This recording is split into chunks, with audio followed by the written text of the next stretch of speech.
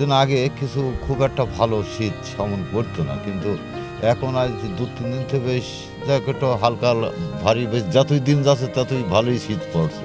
Cycle cycle চালাতে যাক শীতে তো একটু হাত পা টালিয়ে যাবেই, এই হবে, এ তো সবাই জানে।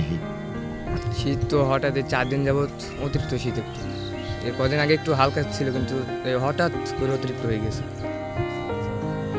সাইকেল চালানোর সময় তো হাত পা সব অন্যরকম টালা হয়ে গেছে একদম।